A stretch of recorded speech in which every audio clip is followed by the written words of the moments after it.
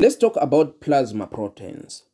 Plasma proteins include albumins, fibrinogen, and globulins, right?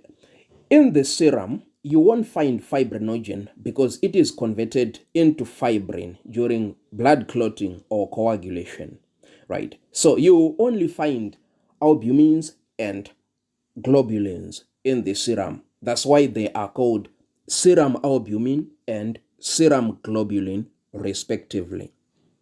Globulins are further classified into three types: alpha globulins, beta globulins, and gamma globulins, right? In alpha globulins we have alpha 1 and alpha 2 globulins, right? So in general, alpha and beta globulins are mainly used as transport proteins, and gamma globulins are actually antibodies, right, for natural and acquired immunity. We will talk about that in functions of plasma proteins, right? You need to know the normal values of these plasma proteins, and I would like you to focus on SI reference intervals, right? Why do you need to know these values? Someone asked me this question. In exam, they may provide you with tables, but you won't find enough time to check every value. You won't finish in time. So the normal value of total plasma proteins is 60 to 78 grams per liter, right? Some sources say 60 to 80. It's fine that way. Serum albumin, 35 to 55 grams per liter, and serum globulin, 23 to 35 grams per liter. You also need to know the albumin globulin ratio, right? So this ratio is very important because it is an indicator of some diseases involving liver or kidney, right? I will tell you some of those variations, but for now, you need to know that the AG ratio is usually 2:1, right? Next, you need to know about separation of plasma proteins. I'm only going to talk about 5 methods, right? The first method is precipitation. In this method, proteins in the serum are separated into albumin and globulin. And this is done by precipitating globulin with 22% sodium sulfate solution, right? So we have a precipitate of globulin. What remains in the solution is albumin, right? So albumin remains in the solution.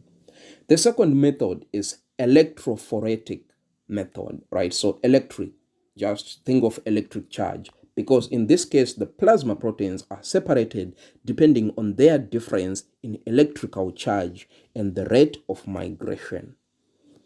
This method is done using Tiselius apparatus by using paper or cellulose or starch block. By this method, the proteins are separated into albumins will be 55%, alpha globulin 13%, beta globulin 14%, gamma globulin 11%, and fibrinogen 7%. The next method, immunoelectrophoretic method. In this method, proteins are separated on the basis of electrophoretic patterns formed by precipitation in the site of antigen-antibody reaction, right, or antigen-antibody complexes. This technique provides a valuable quantitative measurement of different proteins. The next method is ultracentrifugation method. In centrifuge, think about density, right? In this method, albumin, globulin, and fibrinogen are separated depending upon their density. And this method is also useful in determining the molecular weight of these proteins. And the last method I'm going to mention is gel filtration chromatography, right? Filtration, think of size, right? The protein molecules are separated by passing through a bed of porous beads.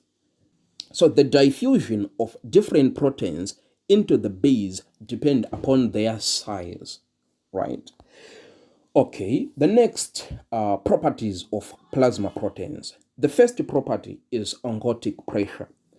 Plasma proteins are responsible for the oncotic or osmotic pressure in the blood. Osmotic pressure exerted by proteins in the plasma is called colloidal osmotic pressure or oncotic pressure. Right. The normal value of this pressure is usually about 25 millimeters of mercury, and albumins plays a major role in exerting oncotic pressure. The next property is buffering action or buffer action.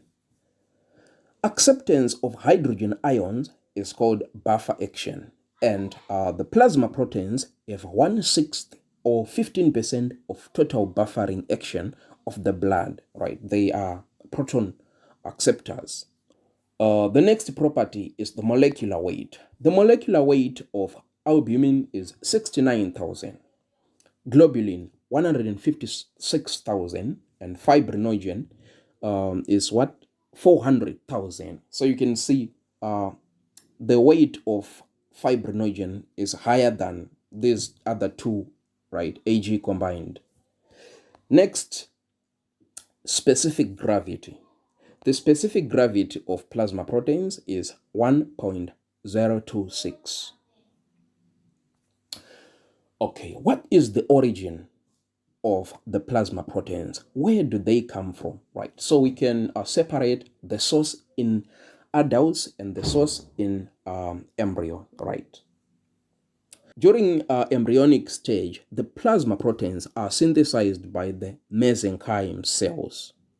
In this case, albumins will be synthesized first and other proteins will be synthesized later. In adults, the plasma proteins are synthesized mainly from the reticuloendothelial cells of the liver, right? They are synthesized in the liver. The plasma proteins are also synthesized from the spleen, bone marrow, disintegrating blood cells, and general tissue cells. Gamma globulins or immunoglobulins are synthesized from B lymphocytes. So if you remember the stimulation of B lymphocytes, they will change their structure. They will be called plasma cells. And those plasma cells are the ones which synthesize these gamma globulins. Right. What are the functions of plasma proteins? Plasma proteins, they play different roles in an organism, right?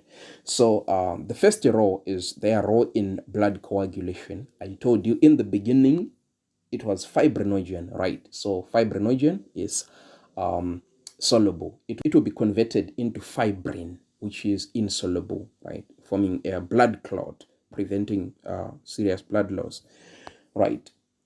Next is their role in defense mechanism of the body. Gamma globulins play an important role in the defense mechanism of the body by acting as antibodies or immune substances or immunoglobulins. The antibodies react with antigens of various microorganisms which causes diseases like diphtheria, typhoid, streptococcal infections, influenza, measles, hepatitis, rubella, poliomyelitis, etc. The role in transport mechanism. Plasma proteins are essential for the transport of various substances in the blood.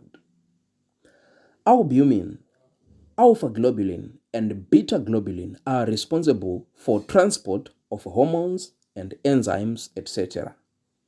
The alpha and beta globulins play an important role in the transport of metals in the blood. The role in maintenance of osmotic pressure in blood. As I told you, the osmotic pressure exerted by the plasma proteins is about 25 millimeters of mercury. Since the concentration of albumin is more than the other plasma proteins, it exerts maximum pressure. Globulin is next in line, and fibrinogen exerts least pressure. The role in regulation of acid-base balance. Plasma proteins, particularly the albumin, play an important role in regulating the acid-base balance in the blood. This is because of the virtue of their buffering action, and as I told you, plasma proteins are responsible for 15% of the buffering capacity of blood. The role in viscosity of blood. Plasma proteins provide viscosity to the blood, which is important in maintaining the blood pressure. Albumin provides maximum viscosity more than other plasma proteins. The role in suspension stability of red blood cells. During circulation, the red blood cells remain suspended uniformly in the blood. This property of the red blood cells is called suspension stability. Globulin and fibrinogen help in the suspension stability of the red blood cells. The role in production of tryptophan substances, right? Tryptophan substances are various important substances necessary for nourishment of tissue cells in culture. Role in erythrocyte sedimentation rate. Globulin and fibrinogen accelerate the tendency of rouleaux formation by the red blood cells. Rouleaux formation is responsible for erythrocyte sedimentation rate, which is an important diagnostic and prognostic tool. The role as a reserve of protein, like protein reservoir. Right.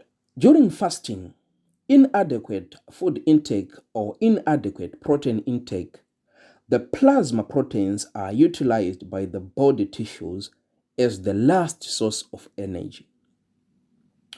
Plasma proteins are split into amino acids by the tissue macrophages, and amino acids are taken back by blood and distributed throughout the body to form cellular protein molecules. Because of this, plasma proteins are called the reserve proteins. Right, now let's talk about the variations in the plasma protein levels. Right, there are conditions which increases the amount of proteins. Right, for example, let's talk about the total plasma proteins. If a condition is increasing the amount of plasma proteins, all of them, is called hyperproteinemia. And if the conditions are decreasing the value of total proteins, it's called hypoproteinemia, right? So what usually causes the increase in total proteins? So these are the conditions: dehydration, hemolysis, acute infections like acute hepatitis and acute nephritis, respiratory distress syndrome, excess of glucocorticoids, leukemia, rheumatoid arthritis, alcoholism. Conditions which decreases the amount of total proteins include diarrhea, hemorrhage, burns, pregnancy, malnutrition, prolonged starvation, liver cirrhosis, chronic infections like chronic hepatitis or chronic nephritis. Now, on individual plasma proteins, albumin first. Conditions which increases albumin include dehydration, excess of glucocorticoids, congestive cardiac failure. And the conditions which decreases albumins include malnutrition, liver cirrhosis, burns, hypothyroidism, nephrosis, excessive intake of water. Next, globulin. Conditions which increases the globulins include liver cirrhosis, chronic infections, nephrosis, rheumatoid arthritis. And conditions which decreases globulins include emphysema, acute hemolytic anemia, glomerulonephritis, hypogammaglobulinemia. Fibrinogen. Conditions which increases fibrinogens acute infections, rheumatoid arthritis, glomerulonephritis, myocardial infarction, stroke, or trauma. And condition when it is decreased include liver dysfunction, use of anabolic steroids, use of phenobarbital. Albumin globulin ratio is usually increased in hypothyroidism, excess of glucocorticoids, hypogammaglobulinemia, intake of high carbohydrate or protein diet. Conditions when it is decreased include a liver dysfunction and nephrosis. Right, now let's talk about plasmapheresis. This is a very important process, right? So plasmapheresis is an experimental procedure done to animals to demonstrate the importance of plasma proteins, right? It's usually done in dogs, right? It's also called a Whipple reaction or Whipple experiment, right? So in this case, blood is removed completely from the dog, right?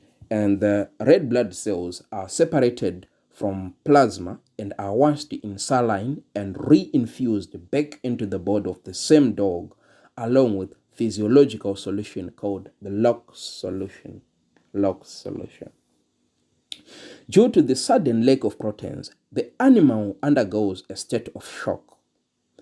If the animal is fed with a diet containing sufficient high quantity of proteins, the normal levels of plasma proteins is restored within 7 days and the animal survives. The new plasma proteins are synthesized by the liver of the dog, right? So what will happen if we remove the liver? If the experiment is done in animal after the removal of the liver, even if diet contains adequate quantity of proteins, the plasma proteins are not produced and the shock persists in the animal, leading to death. Right? So, what are we demonstrating in this experiment? Number one, the importance of plasma proteins for survival. And number two, the synthesis of plasma proteins by the liver. Right, so why is this important to us? Its clinical significance, also known as therapeutic plasma exchange. Right, in this case, plasmapheresis is used as a blood purification procedure for an effective temporal treatment of many autoimmune diseases. In an autoimmune disease, the immune system attacks body's own tissues through antibodies. The antibodies that are proteins in nature circulate in the bloodstream before attacking the target tissues. Plasmapheresis is used to remove these antibodies from the blood, right? So how is this done? So venous blood is taken, and then we use anticoagulant to make sure it doesn't clot, and then using a pump, you can see this is a plasma separator separating the blood cells and the plasma, right? And you can see the plasma pump. And on reinfusion, there is like substitution fluid which will combine with these cells and back into the body, right? So what are the uses of plasmapheresis? Though plasmapheresis is used to remove antibodies from the blood, it cannot prevent the production of antibodies by the immune system of the body. So, it can provide only a temporary benefit of protecting the tissues from the antibodies. And patients must go for repeated sessions of this treatment. Right. What are some of the conditions where plasmapheresis is used? Myasthenia gravis, right? This is when your immune system is attacking the acetylcholine receptors. Right? Other conditions: thrombocytopenic purpura, paraproteinemic peripheral neuropathy, chronic demyelinating polyneuropathy, Guillain-Barré syndrome, and Lambert-Eaton myasthenic syndrome. Right? So the difference between Lambert-Eaton and myasthenia gravis is that in In Lambert-Eaton, there will be attack of voltage-gated calcium channels, and in myasthenia gravis is acetylcholine receptors. Thank you so much. If you like this video, please make sure you subscribe, give it a thumbs up,